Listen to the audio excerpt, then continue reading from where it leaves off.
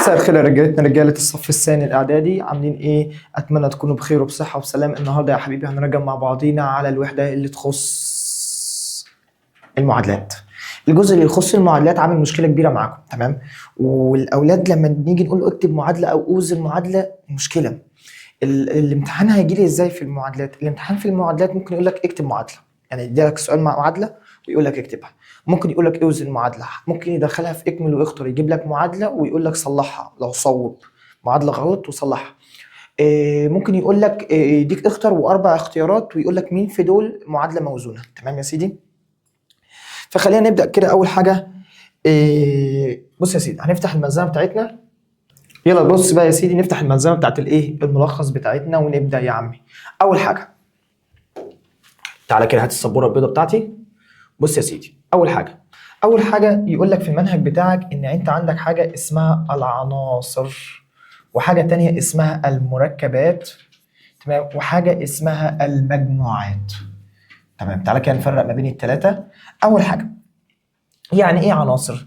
قال لك العناصر بتاعتي دي مقسومه نوعين، يا اما عناصر احاديه زي اغلب العناصر بتاعت تانية اعدادي. عناصر مالها احاديه، يعني مثلا في تانية، بس لما تكبر الوضع هيختلف. عناصر احاديه زي مين مثلا؟ عناصر احاديه زي اكلمك واقول لك الصوديوم عنصر احادي، الكالسيوم عنصر احادي، بس احادي يعني موجود لوحده مش في التكافؤ. التكافؤ يختلف، يعني تكافؤ الصوديوم تكافؤ احادي، تكافؤ الكالسيوم التكافؤ بتاعه الثنائي، يبقى التكافؤ يختلف عن ايه؟ عن هو احادي او ثنائي. انا بتكلم احادي في الجو، يعني انا لو حطيته كده لوحده الاقيه بقى عنصر واحد ولا بقى عنصرين؟ هلاقيه واحد. لكن مين بيبقوا اتنين؟ العناصر الثنائيه بقى اللي هم مين؟ ده ملهاش دعوه بالتكافؤ. العناصر الثنائيه اللي هم مين؟ اللي هو زي مثلا الغازات، الهيدروجين H2 ما ينفعش اكتب زي ال NaH بس واسكت. نيتروجين ما ينفعش اكتب N بس، لازم N2. اكسجين O2. بعد كده دي حاجه اسمها الغازات. بعد كده عندي جزء تاني اسمه الهالوجينات. مين هم الهالوجينات؟ الفلور F2، الكلور Cl2، البروم Br2، اليود I2. يبقى الجزء ده هو الجزء اللي يخص تانية اعدادي، اللي بيلفت نظرنا ان في عناصر من تحت بتيجي دايما معاها ايه؟ البروم واليود والاي والنيتروجين N2 و2 واكسجين. قال لك العناصر دي يا عم الحاج، دي عناصر ما ينفعش تكون موجوده لوحدها في الجو، لازم طبعا هي وطالعه في الجو كده. يا عم الحاج ما تسيبنيش لوحدي بالله عليك، انا لازم يكون معايا ايه؟ شريك. فما ينفعش تطلع هيدروجين لوحدها ابدا، لازم اول ما اطلع هيدروجين اطلع معاها ايه؟ H2 هيدروجينتين، F2، كلور Cl2، بروم Br2. ما ينفعش تكون ايه؟ احاديه. طيب تمام، ده بالنسبه للايه؟ للعناصر. بعد كده المركبات. يعني ايه مركب يا مستر؟ اوضحها لك. تعالى كده هجيب لون مختلف، هجيب لون اسود.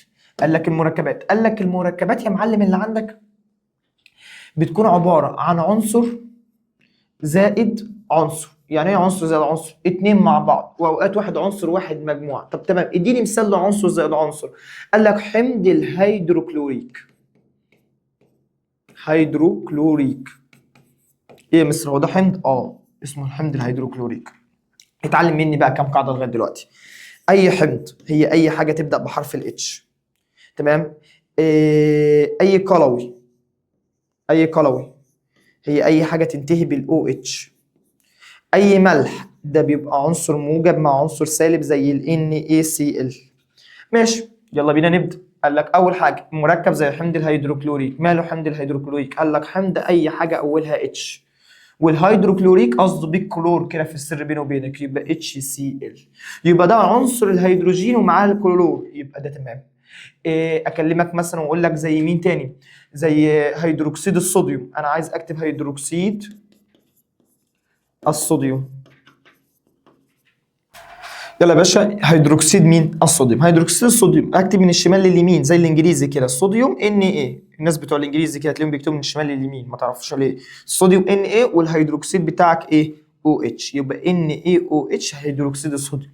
دول كام عنصر مع بعض يا مستر؟ قال لك ده عنصر الصوديوم Na مع عنصر الهيدروكسيد OH. طيب تمام.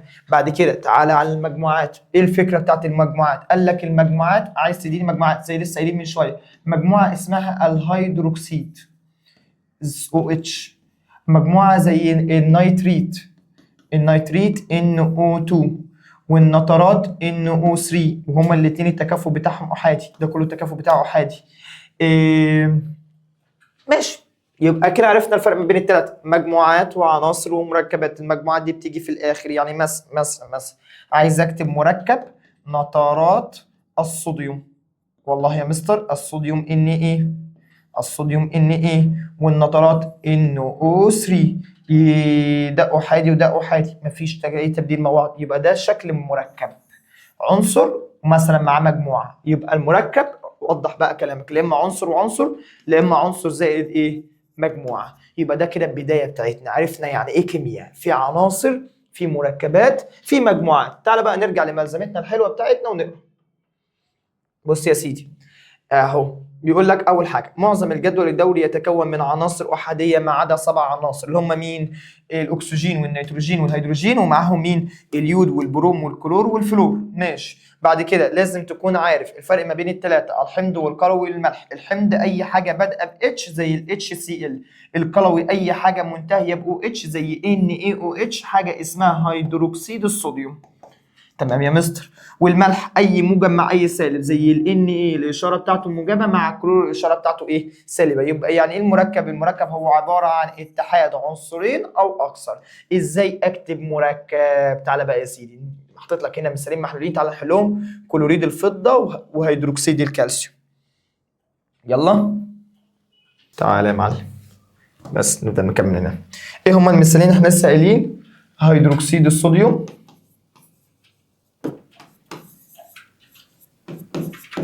ومين كان التاني؟ تعالى، ايه تروحي فين مني؟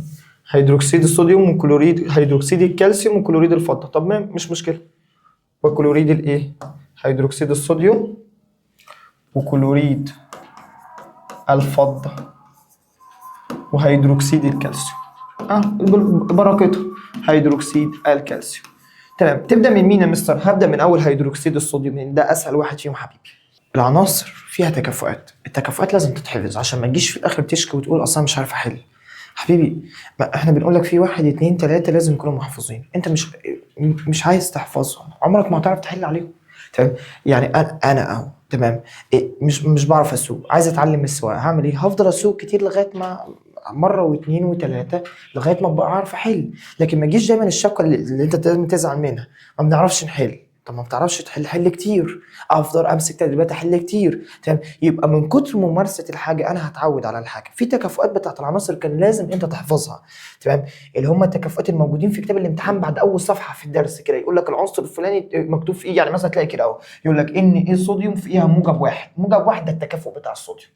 طيب تمام، خلينا نبدا. اول حاجه هيدروكسيد الصوديوم Na والهيدروكسيد OH. ماشي، التكافؤ بتاع الصوديوم احادي، تكافؤ الهيدروكسيد احادي، اي اتنين شبه بعض يطيروا مع بعض. يبقى في النهايه لو انا عايز اكتب هيدروكسيد الصوديوم اكتبه ازاي؟ NaOH. يلا يا معلم، ازاي اكتب مركب؟ ادي اهو مشروح، قال لك ده التكافؤ، تمام، وكاتب لك من تحت الواحد مش بينكتب، وملحوظه قلبوزه بيقول لك قال لك الباي مش بيكون موجود غير حوالين المجموعات. طيب تمام، يلا يا مستر على اللي بعده. اكتب الصيغ الكيميائيه للاتيه، اكتب الصيغ دي، تعالى نكتب الصيغ دي مع بعض. اول حاجه الفضه Ag يا مستر، والكلور Cl يا مستر. ماشي، الفضه ثنائي والكلور احادي، يبدلوا مع بعض يعملوا مقص، يبقى ينزل ده احادي وده ثنائي، فيطلع الناتج في الاخر AgCl باي 2. ما حطيتش لي باي عشان Cl ده كلور مش مجموعه. طيب تمام، سيب بقى كربونات الصوديوم دلوقتي عشان دي بيكون فيها اتش في النص كده، بيرخص التكافؤات على طول، فالصوديوم تنزل Na والبي كربونات اللي هي كربونات CO3 على طول. تمام، وده ثنائي فيبدل يفقد في النص. سيبه دلوقتي هنرجع له بعدين، وكده كده مش مهم قوي بالنسبه لنا، انا هيهمني بقى اللي تحت ده. الصوديوم Na، النترات لسه قايل لك NO3. الصوديوم احادي والتكافؤ بتاع النترات ثنائي، لا سوري، تكافؤ النترات احادي، لسه قايلين النترات والنيتريت والهيدروكسيد دول احادي ثابتين. يبقى ده احادي وده احادي يطيروا مع بعض، فالناتج اللي يطلع في الاخر يطلع يطلع NaNO3. يبقى انا كده كتبت نترات الصوديوم. كبريتات النحاس Cu، والكبريتات كبريتات SO4. النحاس ثنائي والكبريتات ثنائي، يتبدلوا مع بعض يطيروا مع بعض، يبقى الناتج اللي ينزل في الاخر CuSO4 عشان شبه بعض يطيروا مع بعض. حمض الهيدروكلوريك مهم يا عزيزي، الحمض اي حاجه اولها اتش، والكلور Cl، الهيدروجين احادي والكلور احادي يطيروا مع بعض، يبقى الناتج في الاخر HCl. عشان كده دايما في كل المعادلات نكتب HCl، ولا عمرنا كتبنا HCl2 ولا H2Cl ولا الكلام ده خالص. ماشي. وبالمناسبه الاكسجين ثنائي عشان لو جالك الاكسجين. طب تمام، هيدروكسيد الصوديوم، الصوديوم Na والهيدروكسيد OH، ده احادي وده احادي، يطلع الناتج في الاخر NaOH. وعشان ابن حبيبي ما يقلقش، عشان بطتي الحلوه دي ما تقلقش، بس يا واد اغلب تكافؤات المنهج اللي عندنا لغايه النهارده، الاغلبيه في منهج تاني اعدادي عشان هو بيعاملك ان انت لسه صغنن شويه، فالاغلبيه هيكون ماشي معاك احادي ما عدا شويه حاجات زي النحاس، زي الكبريتات، الكربونات، دي حاجات لازم هتكون ثنائي. تمام، ودي حاجات انت مع التكرار كده هتلاقي نفسك بقيت كويس فيها. تعالى بس نكمل يلا الملزمه بتاعتنا. قال لك بعد كده، قال لك عندي شويه رموز لازم ان انا اكون حافظهم زي اسمي. ايه هم الرموز دي يا مستر؟ تعالى يا عم.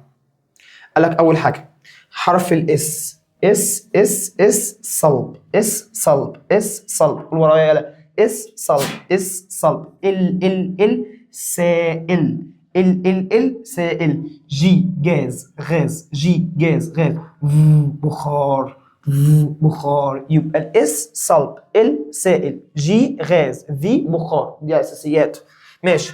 علامة الحرارة، العلامة بتاعت المثلث دي حرارة أو تسخين، فتلاقي دايما مثلا البرطمانات مثلا اللي هي تكون فيها حاجة مولعة كده، يبقى راسم لك كده أهو المثلث ده اترسم ليه بالمنظر ده؟ يقول لك المثلث ده عشان ده رمز للحرارة أو التسخين. كات، كات مش قطة، كات عامل حفاز، والدل ده حمض ايه؟ مخفف، والكونك ده حمض ايه؟ مركز. دي رموز أساسية لازم أنت تكون ايه؟ حافظها. طيب تمام. بعد كده قال لك بعد كده تعالى نجرب نشوف نكتب معادله من المعادلات الايه الاتيه. استنى كده نقف دقيقه بس هنمسح الجزء ده وارجع لك. يلا يا معلم. قال لك ايه؟ قال لك عبر عن معادله تفاعل نترات الفضه مع كلوريد الصوديوم. تمام.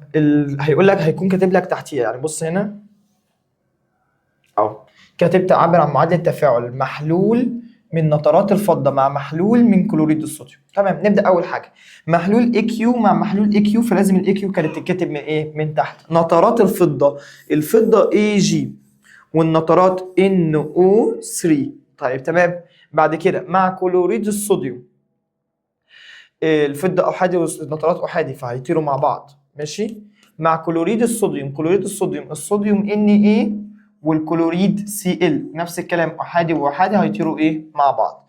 طيب تمام. بعد كده يا مستر، بعد كده اللي جنب الشباك مع اللي جنب الشباك فيطلع AgCl، كلوريد الفضه، احادي واحادي يطيروا مع بعض، مع الاثنين اللي جوه مع بعض اللي هو ال Na وال NO3 فيقوم مطلع NaNO3. تمام. الاي جي سي ال ده برضه هيكون ايه؟ قال لك اللي يكون محلول من نترات الفضه، نترات الفضه محلول، يبقى نترات الفضه هي اللي هتبقى اي كيو هنا اهو. طيب تمام. ولكن اي جي سي ال اللي هو كلوريد الفضه، كلوريد الفضه ده قال لك ايه؟ راسب، طالما راسب يبقى اس. ماشي. بعد كده المعادله اللي بعديها، عبر عن المعادله اللي بعديها، دي امثله كده معادلات احنا ماشيين. ماشي. تسخين لملح كربونات الكالسيوم، حلو ده، كالسيوم سي اي التكافؤ بتاعه ثنائي، كربونات CO3 التكافؤ بتاعه برضو ايه؟ ثنائي، طاروا مع بعض الحمد لله، يطلع ايه؟ قال لك لتكوين مسحوق من اكسيد الكالسيوم، كالسيوم Ca واكسيد يعني وانا لسه قايل لك اكسيد 2 وكالسيوم 2 يطيروا مع بعض. ماشي. وايه تاني؟ هو ثاني غاز ثاني اكسيد الكربون، يبقى ثاني اكسيد الكربون. عايز يكون ايه؟ قال لك عايز يكون مسحوق من اكسيد الكالسيوم فحطيت اس، غاز من ثاني اكسيد الكربون حطيت ايه؟ جي. طيب حلو يا مستر. بعد كده ازاي اوزن اي معادله؟ تعال نجيب السبوره البيضاء بتاعتنا ونتكلم في الموضوع ده عن انفراد كده. بص يا معلم، هنجيب اي معادله، سي مثلا المعادله بتاعت الكلوروفيل النشط لما اتحول ومسك الميه حللها. تعالى كده نتكلم عن المعادله دي. المعادله دي عباره عن ايه؟ عباره عن ميه اتش واو، والاو ده ثنائي والاتش ده احادي فبدلوا مع بعض فبقت H2O. طيب طلعت لي ايه؟ قال لك طلعت لي الاتش لوحديها والاو لوحديها، والاتش والاو عناصر ثنائيه اهو، عناصر ثنائيه. يعني ايه عناصر ثنائيه؟ يعني لازم H2 ولازم OA2. فانا رجعت اوزن المعادله، داخل بكام واحده H؟ ب2، خارج بكام واحده H؟ ب2، داخل بكام واحده O؟ بواحده، خارج بكام واحده O؟ ب2. فانت خارج ب2 وداخل بواحده، يبقى دي تتضرب في 2. اول ما تضرب في الاثنين تقول لا اشمعنى انت وانا لا؟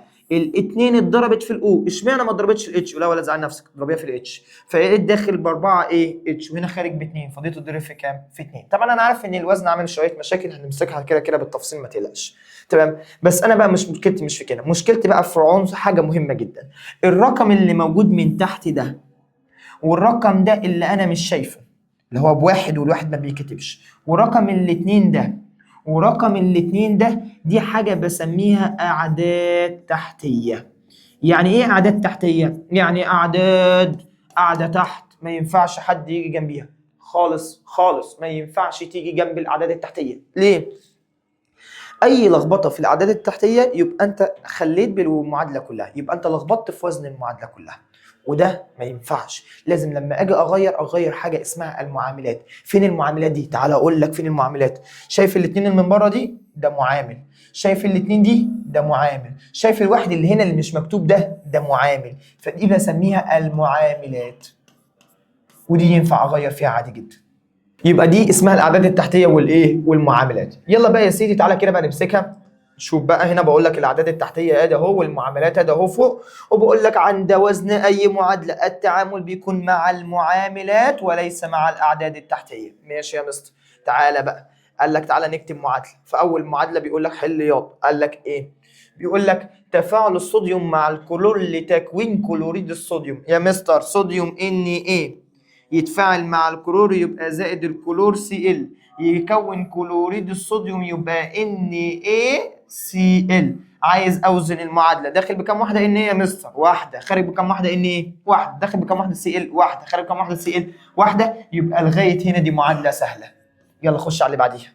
تفاعل الهيدروجين مع الاكسجين لتكوين الميه. بص يا سيدي، المعادله اللي انا بحبها، المعادله الاقرب الى قلبي. عايزين له ماشي. يلا بص بقى المعادله الاقرب الى قلبي. تفاعل الهيدروجين مع الاكسجين، الهيدروجين H والاكسجين O. تكوين الميه H2O. الهيدروجين والاكسجين عناصر ثنائيه يعني H2O2. اوزن المعادله. تفاعل الهيدروجين مع الاكسجين تكون الميه. اوزن المعادله. داخل بكام واحده H؟ ب2. خارج بكام واحده H؟ ب2. الحمد لله. داخل بكام واحده O؟ ركز عشان هو هعلمك الوزن. داخل بكام واحده O؟ ب2.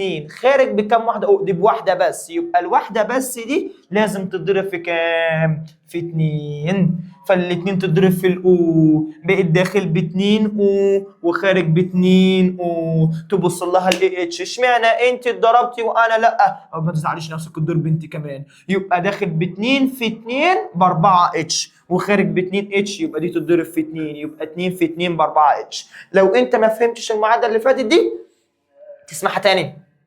ضروري جدا تسمعها تاني وتالت ورابع. ليه؟ ان على الاساس المعادله دي هنكمل الوزن بالطريقه دي. 2 تتضرب. ينفع يا مستر انا بحط الرقم هنا تحت؟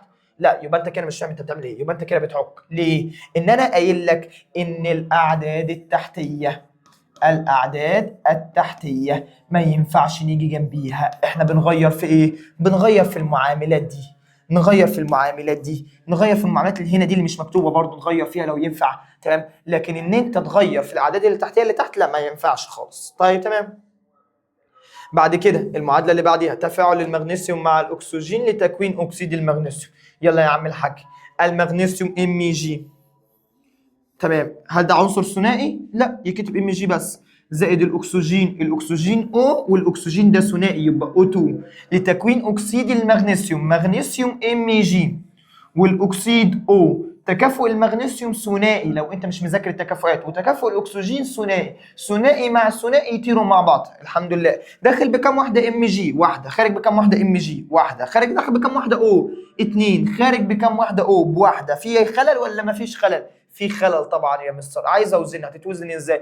2 او خارج بواحده او، احط الاثنين هنا اهو. يبقى انت مش فاهم انت بتعمل ايه، الاثنين تتحط من بره. طيب حطيت الاثنين من بره يا عم الحاج، الاثنين ايه اللي حصل فيها؟ اتضربت في الاو واتضربت في الام جي، بقيت داخل ب 2 ام جي. بقى هنا في 2 ام جي وهنا في واحده ام جي، يبقى دي تتضرب في كام؟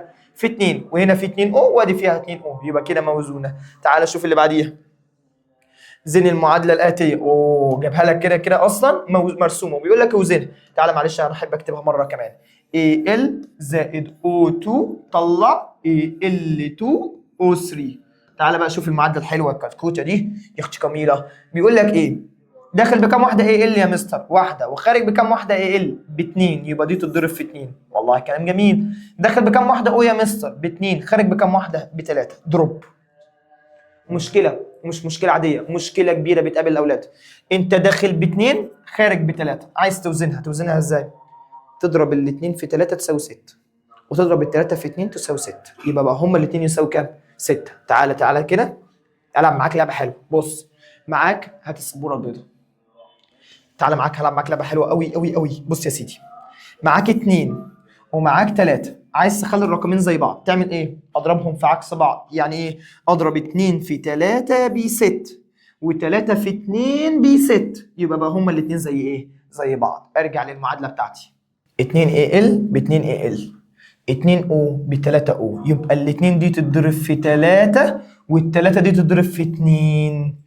يبقى 2 في 3 ب 6 O و3 في 2 ب 6 O. تقف قدام ال AL شويه. دي ب 2 في 2 AL ب 4 AL، يبقى دي لازم تتعدل تبقى بكام AL؟ ب 4 AL. طيب تمام. بعد كده المعادله اللي بعديها C3H8 زائد O2 يطلع CO2 زائد H2O. معادله حلوه دي. يلا يا سيدي، داخل بكام واحده C؟ واحده. خارج بكام واحده C؟ واحده. داخل بكام واحده H؟ ب4. خارج بكام واحده H؟ ب2. يبقى الاثنين دي تتضرب في كام؟ في 2. يبقى 2 في الاتش، 2 في الاتش و2 في الايه؟ في الاو. طيب تمام. داخل بكام واحده O؟ ب2. خارج بكام واحده O؟ بص يا معلم، ادي 2 O وادي 2 في الاو ب 2 او. يبقى كده كام واحده او؟ يبقى كده 4 او. عايز اخلي دي ب 4، يبقى اضربها في كام؟ في 2. 2 في 2 بكام؟ ب 4. يبقى 4 او 4 او. نراجع على المعادله CC H4 4 او. ادي 2 و2 4 او. خش على المعادله اللي بعديها. بص يا سيدي بقى المعادله دي خطيره. بص يا معلم، داخل بكام واحده ام جي؟ واحده. خارج بكام واحده ام جي؟ واحده. داخل بكام واحده اي جي؟ واحده. خارج بكام واحده اي جي؟ واحده. بص لغايه هنا ماشيه حلو. داخل بكام واحده ان او 3؟ واحده. خارج بكام واحده ان او 3؟ ب2. القيمه بتاعت الباي، يعني انا لو قلت اهو، لو انا قلت كرولوس وحطيته في باي 3 يبقى معايا كام واحد كرولوس؟ 3. طيب تمام. لو انا قلت كرولوس عنصر ثنائي، كرولوس 2 او كرولوس 2 3، يبقى كده كام واحده او كرولوس 2؟ 3 كرولوس 2. هنا كام واحده ان او 3؟ 2 ان او 3. 2 ان او 3. ما تقولش 3، بتاخد القيمه اللي بره. 2 ان او 3. يبقى داخل بواحده خرجت ب2. امسك الواحده واضربها في كام؟ في 2. يبقى داخل كده ب2 ان او 3، خارج ب2 ان او 3. داخل برضو اتضربت في الايه؟ في الاي جي. فبقيت داخل بكام واحده اي جي؟ ب2 اي جي. خارج بكام واحده اي جي؟ واحده. يبقى هضرب دي في كام؟ في 2 اي جي. نراجع كده على المعادله. داخل بواحده ام جي، خارج بواحده ام جي. داخل ب2 اي جي، خارج ب2 اي جي. داخل ب2 ان او 3، خارج ب2 ان او 3. كده المعادله بتاعتك موزونه. خش على اللي بعديها. تعالى بص يا سيدي، كل شويه عمال يطول. هو بيقول لك ايه؟ داخل بكام واحده كي؟ واحده. خارج بكام واحده كي؟ 2. لا لا لا لا لا، يبقى دي تضرب في 2 من قبل ما ابدا. انزل كده تحت. يبقى 2 هنا ده اهو في الكي و2 في الان او 3. حلو. داخل ب2 ان او 3. خارج بكام واحده ان او 3؟ واحده ان او 3. اوعى تقول 3 ان او 3 يلا. واحده ان او 3. ماشي. يبقى دي 2 ان او 3 واحده. يبقى دي تضرب في كام؟ في 2. فبقى معايا 2 ان او 3 ومعايا 2 اتش. 2 اتش. معلش هي عليها عفريت النهارده. ماشي. يبقى داخل بكام واحده اتش؟ ب2. خارج بكام واحده اتش؟ ب2. والله لغايه هنا حلو. داخل بكام واحده اس او 3؟ واحده. خارج بكام واحده اس او 3؟ واحده. تعالى كده راجع. 2 كي 2 كي 2 ان او 3 2 ان او 3 2 اتش 2 اتش. واحده سي او 3 واحده سي او 3. موزونه يا معلم، موزونه. خش على اللي بعديها. خلصنا. ومن لم يذل نفسه على مقاعد الدراسه اذلته الحياه واقفا على ابوابها. كده يا معلم احنا خلصنا المعادلات. لو انت في حاجات لسه مش فاهمها راجع عليها، اسمعها مره واثنين وثلاثه لغايه ما تفهمها. يبقى كده نزل لك الفيديو بتاع المعادلات، وهينزل لك فيديو تاني لموضوع التنفس الخلوي والبناء الضوئي، بحيث يبقى تانية اعدادي كده الحاجات التقيله عمالين نعمل ايه، اظبط عليها لغايه ما الدنيا تتظبط. يبقى احنا كده يا معلم راجعنا على المعادلات. اشوف وشك بخير. جود باي.